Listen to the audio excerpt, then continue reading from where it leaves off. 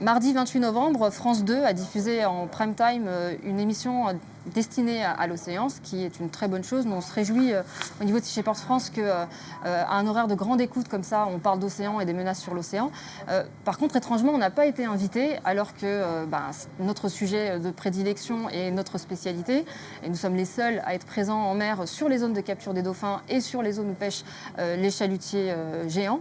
Donc on a regardé une petite partie de l'émission, on n'a pas pu tout voir parce qu'on est en pleine mission à l'heure actuelle et on a décidé de réagir à certains propos qui ont été tenus. Donc comme on n'a pas pu le faire sur le plateau, on le fait ici sur nos réseaux.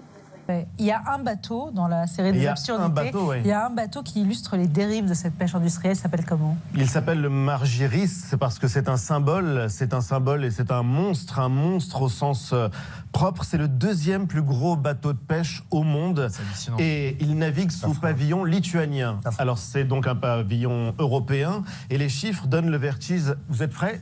Alors on a effectivement raison de pointer du doigt le Margiris parce que c'est le deuxième plus grand chalutier au monde. Il a été interdit dans les eaux australiennes et dans les eaux chiliennes. Malheureusement, il vient pêcher en Europe de manière très régulière. Il vient aussi pêcher en France. Ce qui est intéressant, au-delà du fait que c'est un pavillon lituanien, c'est de voir à qui appartient ce bateau. Donc il appartient à la multinationale néerlandaise Parlviet Wernerplas, qui est une des 3 grosses multinationales néerlandaises. Cette entreprise possède 43 navires de pêche, dont 9 super trawlers. Et les 2 plus gros navires de pêche au monde. Elle concentre une énorme majorité des quotas et elle pêche surtout pour faire du poisson qui va servir non pas à l'alimentation humaine, mais à faire de la farine animale pour nourrir les poissons d'élevage et certains animaux d'élevage. En février 2022, l'ONG dont vous parliez, Camille Etienne, Sea Shepherd, a révélé que ce super chalutier a rejeté à la mer plus de 100 000 merlans qui étaient morts au large de La Rochelle. C'est-à-dire des merlans qui sont morts pour rien. Et c'est une pratique qu'on appelle le bycatch, que j'ai découverte également. Le bycatch. Alors effectivement, nos équipes ont filmé le Margiris qui a relâché 100 000 poissons dans le golfe de Gascogne, mais c'est pas du tout du bycatch. Le bycatch, c'est pas ça. Ça, c'est ce qu'on appelle le upgrading. Donc c'est une pratique qui est strictement illégale, mais qui peut être perpétrée en mer parce qu'il n'y a pas de contrôle et il n'y a pas de témoins. Donc le upgrading, ça consiste dans le fait de relâcher en mer des poissons qui ont déjà été pêchés pour faire de la place pour des poissons à plus haute valeur commerciale. Voilà, donc c'est surtout ça dont il s'agit dans cette opération de relargage. Et le bycatch, c'est ce qu'on appelle effectivement les captures accidentelles qui concernent notamment les dauphins, mais toutes sortes d'espèces protégées ou espèces non ciblées qui sont capturées parce que la méthode de pêche n'est pas suffisamment sélective. Donc le upgrading est illégal, le bycatch est toléré. Il faut 10 000 dauphins qui meurent dans les filets de ces super chalutiers. Alors effectivement, il y a entre 5 et 10 000 dauphins qui sont tués chaque année dans le golfe de Gascogne, pris au piège des engins de pêche. Par contre, l'essentiel de ces captures n'est pas fait par les grands navires-usines, mais plutôt par des bateaux beaucoup plus petits, des bateaux côtiers. Et ça, on le sait très bien parce que depuis 2018, on est sur les zones de pêche et on documente ces captures de dauphins. Donc on a même fait un petit tableau qui donne les tailles des navires avec le nombre d'observations de dauphins dans les filets. Donc c'est assez révélateur. Le problème, il est plutôt du fait que les dauphins se sont déplacés, donc ils étaient beaucoup plus au large auparavant. Ils se sont déplacés sur la bande côtière et sur la bande côtière, c'est un terrain miné avec des milliers de kilomètres de filets qui sont posés chaque jour. Et plus au large, il y a une surpêche évidente qui est faite justement par ces gros chalutiers qui surpêchent les poissons proies des dauphins. Donc on se retrouve dans une situation où les dauphins ont le choix entre mourir de faim au large ou mourir sur les côtes asphyxiés, capturés dans les engins de pêche. Et pour nous, c'était très important aussi de montrer que des bateaux côtiers de petite taille pouvaient capturer des dauphins. Comme ils sont très très nombreux, ça s'additionne et on arrive aux chiffres absolument catastrophiques de milliers de dauphins qui sont capturés dans les engins de pêche. Par exemple, on essaye de faire des échographies à grande échelle pour ne pas prendre les poissons et qui ont des œufs dans le ventre, parce que ça ne viendrait pas à l'idée de manger une vache si elle avait encore son veau dans le ventre. Alors, petit aparté qui n'a rien à voir avec la surpêche, mais malheureusement, c'est très fréquent qu'on envoie des vaches gestantes à l'abattoir. Le vocabulaire est sidérant aussi. On considère ça comme une prise accessoire. Alors effectivement, il y a un problème de sémantique, mais c'est quelque chose qui est finalement assez général à la façon dont on aborde l'océan. C'est-à-dire qu'aujourd'hui, on parle de stock, on fixe les quotas en tonnes, et donc on est vraiment dans une vision hyper mercantile de l'océan qui ne correspond pas du tout à la réalité. Et tant qu'on n'aura pas compris ça, tant qu'on n'aura pas changé de regard sur l'écosystème marin, on ne trouvera pas les solutions adéquates. Que les pêcheurs parfois se sentent un petit peu menacés. Il y a on l'a dit tout à énormément l'heure, de pêche traditionnelle, des Oui. bateaux de moins de 12 mètres. 80% de la pêche française, c'est des bateaux de moins de 12 mètres. Des gens qui font vraiment des efforts et qui vivent de ça. Après, tu as ces gros bateaux-usines. Hein, on sait très bien que 50%. 140 mètres. Mais c'est terrifiant. Inouï. Et je peux vous dire que quand on les rencontre, quand on est sur un petit bateau à rame, qu'on rencontre ces bateaux-usines en général asiatiques. Bon alors là encore, c'est pas aussi simple que ça, hein, parce qu'au-delà de la taille des navires, ce qui importe, c'est la méthode de pêche. Pour ce qui est des chalutiers usines géants, chinois, il n'y en a pas dans les zones européennes. En Europe, c'est principalement, quasi exclusivement, des bateaux européens. Pour la première fois, nous mettons des règles, ça s'appelle ce traité international des Nations Unies, sur les eaux internationales qui permettent de mettre des règles là où il n'y en avait pas. Alors c'est très bien de réguler la haute mer, hein, puisqu'effectivement, jusqu'à présent, c'est vraiment le Far West. Par contre, il ne faut pas non plus que ça éclipse nos responsabilités dans nos eaux territoriales et notre ZEE. Et pour ça, la France, si elle veut être exemplaire et crédible sur la scène internationale, il faut déjà qu'elle commence à faire le ménage chez elle. Donc c'est d'autant plus important pour la France d'être exemplaire. Et encore une fois, on n'est pas du tout au niveau parce que nous sommes la deuxième surface maritime mondiale. Nous avons plus de 11 millions de kilomètres carrés sous notre juridiction de territoire maritime. Donc avant de donner des leçons aux autres, il va falloir qu'on arrête de s'auto-congratuler à outrance et qu'on s'améliore. Là, vous n'avez pas un sentiment d'impuissance quand vous voyez ces bateaux monstres, Voilà, si on quand peut vous revoir voyez le bateau monstre d'Ali Badou, là. ces flottes chinoises. On autorise simplement que dans les eaux territoriales planétaires, des bateaux comme ça soient autorisés. Alors déjà, la première chose, c'est que la France et l'Europe n'autorisent pas, et notamment dans les aires marines protégées, ce bateau n'a pas le droit de pêcher. Bon, alors là, j'ai envie de proposer à Hervé Berville de venir avec nous en mission en mer, hein, parce que nous, ces bateaux, on les voit dans les eaux territoriales, on les voit dans la ZEE, et on les voit passer dans les aires marines protégées. Et jusqu'à preuve du contraire, nous, on a cherché la loi qui interdit à ces navires de pêcher dans les aires marines protégées, on n'a pas trouvé. Donc, si on est passé à côté de quelque chose, je veux bien qu'on nous renseigne là-dessus. Vous avez parlé tout à l'heure des tortues luttes. Je me suis rendu en Guyane. Nous menons une action déterminée contre la pêche illégale en Guyane. La Guyane a vu la population de tortues luttes réduire de 90% en l'espace de 10 ans. Et donc le projet que, d'ailleurs... Tortues luttes, c'est exactement. c'est Je connais très bien cette association puisque le gouvernement la finance, et notamment avec l'Office français de la biodiversité, et nous allons envoyer un navire supplémentaire pour lutter contre la pêche illégale. Alors, les tortues marines, pour le coup, c'est aussi un sujet qu'on connaît bien. Alors, effectivement, il y a une problématique avec les tortues luttes en Guyane. Nous, il y a quelques années, on a eu le choix entre développer une campagne pour protéger les tortues en Guyane ou à Mayotte. On s'est orienté sur Mayotte. Pourquoi ? Parce que la situation à Mayotte, elle est encore plus catastrophique. Là, on est sur du braconnage complètement illégal sur les plages, avec 1 millier de tortues qui est tué chaque année à coups de machette. Et ce qui est intéressant et ce qui est même assez frustrant, et même déprimant, c'est de voir que les tortues marines bénéficient d'un plan national d'action, que des millions d'euros ont été injectés pour protéger les tortues à Mayotte et qu'elles continuent à mourir dans des proportions absolument inadmissibles. C'est pour ça que du coup, Sea Shepherd France a commencé depuis 2017 l'opération Nyamba, où on patrouille sur les plages de nuit pour empêcher les braconniers de tuer les tortues. C'est la seule solution en fait, hein, c'est d'être présent sur les plages. C'est une présence dissuasive. Il y a un facteur risque parce qu'on est quand même face à des braconniers qui sont armés de machettes. Et puis, il y a un facteur financier aussi, hein, parce que du coup, c'est l'association qui finance tout ça, c'est des bénévoles qui se rendent sur place pour finalement faire le boulot de l'État. Et d'ailleurs, on a attaqué l'État en justice pour carence sur le sujet des tortues à Mayotte. Sur les tortues luttes, effectivement, il y a un gros problème de capture dite accidentelle, mais ce n'est pas uniquement des bateaux illégaux, hein. Il y a aussi de la pêche légale. Encore une fois, j'en reviens à la nécessité d'avoir des méthodes de pêche beaucoup plus sélectives. Parce que la pêche soit légale ou illégale, si elle n'est pas sélective, au final, sur les espèces protégées, l'impact est le même. Il y a quelques années, on avait proposé justement à l'État de mettre à disposition un bateau pour aider à faire des patrouilles anti-braconnage. J'ai travaillé en collaboration avec les autorités en Guyane et ça nous a été refusé. C'est quand même dommage. On peut directement, si vous donnez 5 €, sauver les tortues marines de Guyane.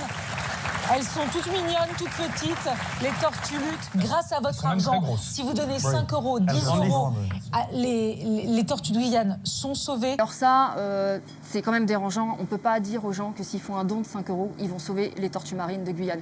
C'est beaucoup plus complexe que ça. L'argent existe encore une fois, hein.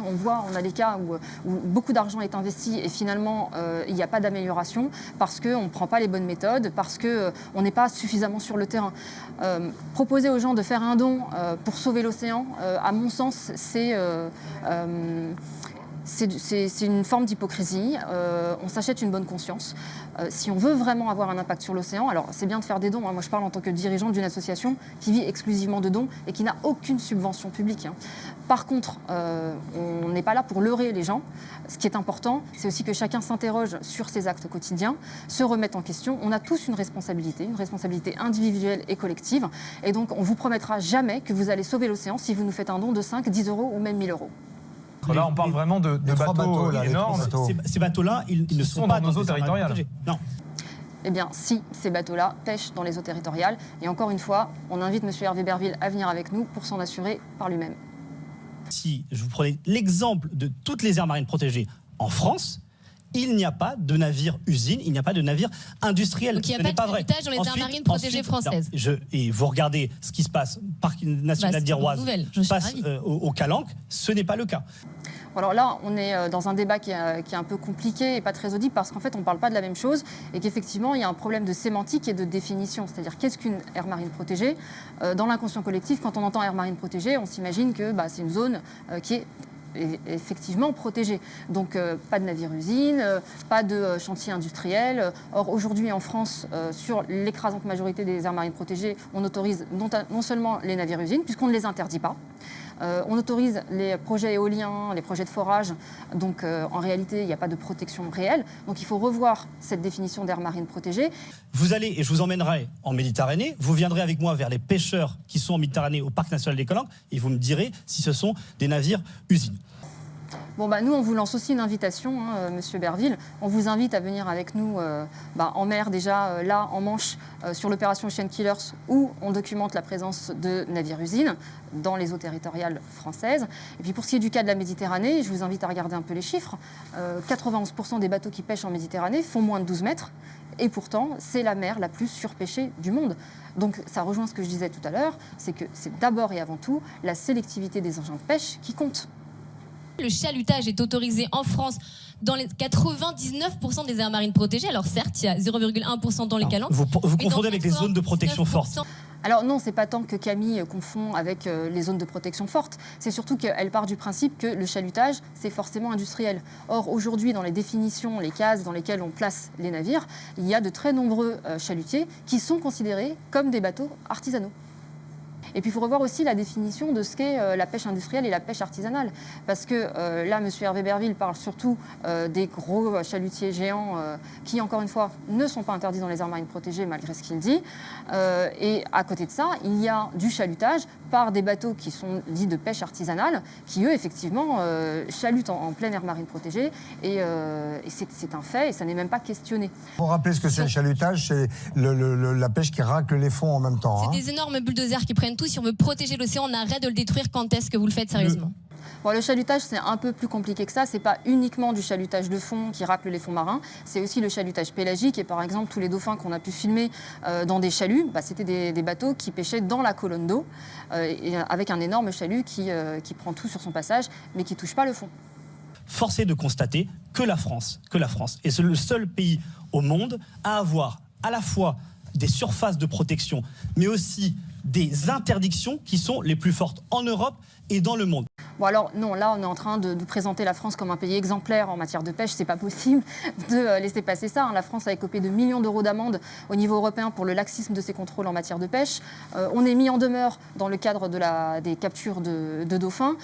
Nous, on a dû déposer des recours qu'on a gagnés au tribunal administratif justement pour les carences de l'État en matière de protection d'espèces protégées. On autorise encore en France la commercialisation d'espèces protégées et interdites de capture, comme les requins-renards par exemple, pour lesquels la loi est tellement laxiste qu'elle autorise la commercialisation si les poissons sont capturés accidentellement. Alors accidentellement, c'est sur la bonne foi du pêcheur. Hein. Donc quand on remonte un requin-renard qui a une valorisation commerciale possible, il n'y a pas de témoin, on est quand même tenté de le garder. La preuve en est qu'ils sont des milliers à finir dans les restaurants alors qu'ils sont menacés et protégés. Donc il y a des choses déjà de base, le minimum, qui n'est pas du tout mis en place en France. Je pense qu'on est quand même très très mal placé pour donner des leçons aux autres et puis surtout pour s'auto-congratuler comme M. Hervé Berville le fait. Un autre exemple qui illustre bien le fait qu'on n'est pas du tout à la hauteur en France, c'est qu'on accorde assez allègrement des dérogations de destruction d'espèces et d'habitats protégés pour des projets éoliens. Pour le cas de Saint-Brieuc, par exemple, que Hervé Berville connaît bien, il y a eu 59 dérogations de destruction d'espèces et d'habitats protégés, dont des espèces qui sont en danger critique d'extinction et dont des populations dont la survie n'est pas assurée si le projet va au bout.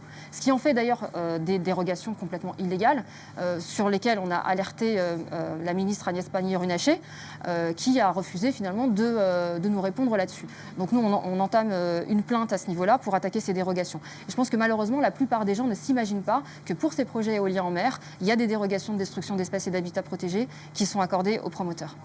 Nous importons, et ça c'est important, 80% de nos produits de la mer en France. 80%. Oui, effectivement, c'est un gros problème, l'importation de poissons étrangers en France, qui représente 80%.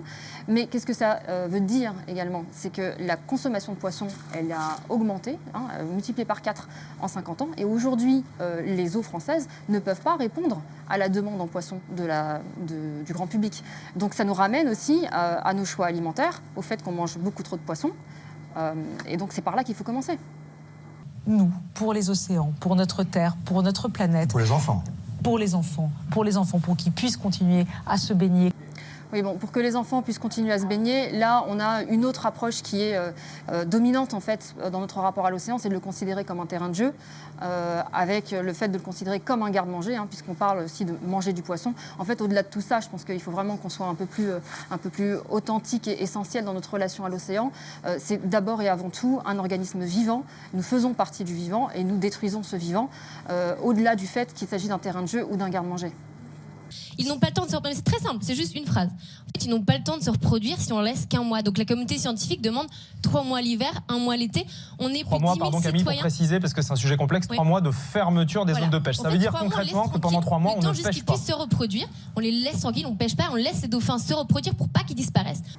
Alors non, en fait, ça n'a rien à voir avec le temps de reproduction des dauphins. Il faut savoir que les dauphins sont des prédateurs. Ils ont un temps de gestation qui est extrêmement long, entre 10 et 12 mois selon les espèces. Ils allaitent leurs petits très longtemps. Ils ont un petit tous les 2 ans. Ils ont une maturité sexuelle très tardive. Donc en fait, c'est pas du tout en mois que ça se compte. Là, c'est en années. La question des 3 mois l'hiver et du mois l'été, en fait, elle a été surtout arbitrée en fonction des pics de capture. Voilà. On se rend compte qu'en hiver, il y a des pics de capture surtout en Vendée, qui détient tous les records, et l'été en Bretagne. D'ailleurs, pour expliquer un petit peu, les dauphins étant des top prédateurs, étant au sommet de la chaîne alimentaire, s'ils ont cette reproduction qui est si lente, c'est parce que dans l'écosystème naturel, sans l'intervention de l'humain, ils n'ont quasiment pas de prédateurs. Donc ils n'ont pas besoin de compenser la surmortalité comme vont le faire des poissons de proie, comme les merlans, les morues ou les sardines, qui sont prévus pour être des proies et qui pondent des millions d'œufs. Les dauphins, c'est différent. C'est ce qui les rend encore plus vulnérables à la surmortalité parce qu'ils ne peuvent pas en fait, compenser les pertes dans leur population. Et au contraire, il y en a qui croient que c'est un avantage du fait que les dauphins n'ont pas de prédateurs. C'est en fait un inconvénient parce que l'humain a fait d'un prédateur naturel une proie. Voilà. Malheureusement, sur les dauphins capturés, il y a une proportion assez importante de femelles gestantes ou lactantes. Donc pour un dauphin capturé, c'est jusqu'à 2 à 3 dauphins qui sont tués. Il y a quelque chose qui est très inquiétant pour cette population de dauphins du golfe de Gascogne, c'est que les scientifiques commencent à observer des changements profonds dans leur mode de reproduction, c'est-à-dire qu'ils se reproduisent de plus en plus vite et de plus en plus jeunes pour compenser la surmortalité. Et c'est un facteur extrêmement inquiétant puisque c'est un signe avant-coureur d'extinction. Ça veut dire que la mortalité est tellement importante sur la population que ça change en profondeur leur mode de reproduction.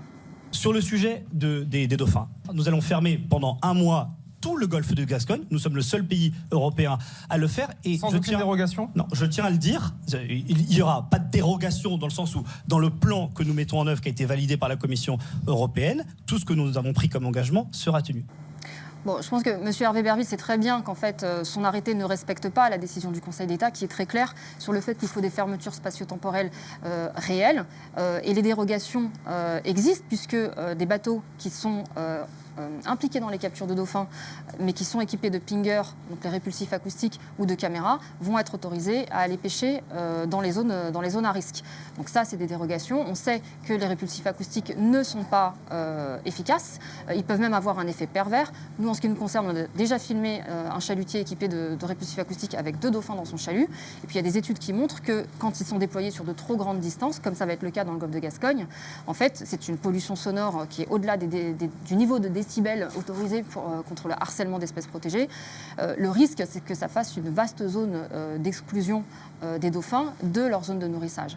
Donc là, très clairement, la décision du Conseil d'État, elle n'est pas respectée. La décision des scientifiques du CIEM, sur laquelle s'appuie le Conseil d'État, n'est pas respectée. Et donc on s'attend à avoir de nouveau un hiver meurtrier pour les dauphins. Et ça, le gouvernement le sait très bien. Ce que ne dit pas non plus Hervé Berville, c'est que ce plan d'action a été soumis à une consultation publique obligatoire. Plus de 10 000 personnes se sont exprimées et 99% ont donné un avis défavorable, jugeant le plan insuffisant. Malgré cela, il a refusé de le modifier. Donc on est clairement dans un déni de démocratie. Pour les pêcheurs, c'est très long. Pour certains, c'est très court. C'est très long. Certains voulaient quelques jours, d'autres voulaient 3 mois. Nous sommes arrivés à ce plan qui a été validé par la Commission européenne et nous allons le mettre en œuvre et aussi investir 17 millions d'euros dans la connaissance. Bon, en fait, c'est surtout un plan qui ne satisfait personne, puisque pour les pêcheurs, c'est trop long. Pour les scientifiques et les écologistes, c'est bien trop court. Donc, au final, c'est une décision qui n'a pas vraiment de sens et qui repose uniquement sur des considérations politiques. La pêche européenne, c'est 5% de la pêche mondiale, des captures. La pêche d'un pays que je citerai, la Chine, 40%. Oui, donc vous voyez que le combat qu'on doit mener aussi, c'est pour ça qu'à la COP 28, on sera présent avec le président de la République, c'est lutter contre la surpêche, la pêche illégale et ses navires usines. Au-delà du fait que l'Union européenne représente 5% de la pêche mondiale, c'est la zone du monde qui importe le plus de poissons et qui consomme le plus de poissons. Et pour ce qui est des Français notamment, nous sommes très au-dessus de la consommation moyenne de poissons dans le monde. C'est ce qui fait notamment que des études qui sont parues montrent que si on devait consommer que le poisson français, les étals des poissonneries seraient vides au mois de mai. Le sujet, et notamment des capacités de pêche, des quotas de pêche, il est suivi comme nulle part ailleurs dans le monde, en Europe. Dans 2 semaines, j'aurai un Conseil européen où on détermine espèce par espèce avec les pays européens ce qu'on a droit de pêcher au kilo près. Alors justement, cette gestion des quotas qui se fait espèce par espèce, elle ne correspond pas du tout à la réalité de ce qu'est l'océan. On est vraiment sur une vision qui date des années 70 et qu'on doit absolument réformer. Il faut qu'on ait une approche écosystémique, c'est-à-dire qu'on ne peut pas gérer les populations de poissons comme on gérerait des stocks de marchandises dans un hangar. Tout est interconnecté, il y a des répercussions sur les grands prédateurs, sur l'ensemble de la chaîne alimentaire dans l'océan, et donc tout ça doit être pris en compte. C'est une approche écosystémique et holistique qu'il faut avoir, et on est encore à l'âge de pierre à ce niveau-là quand on continue à fixer les quotas uniquement espèce par espèce. Bon voilà, j'espère que ce petit débrief a permis de clarifier certaines choses et rectifier certaines contre-vérités. Ce qui a trait à l'océan et à la pêche, c'est quand même assez complexe. Donc c'était important pour nous de le faire. Je précise qu'on a visionné seulement 27 minutes de l'émission.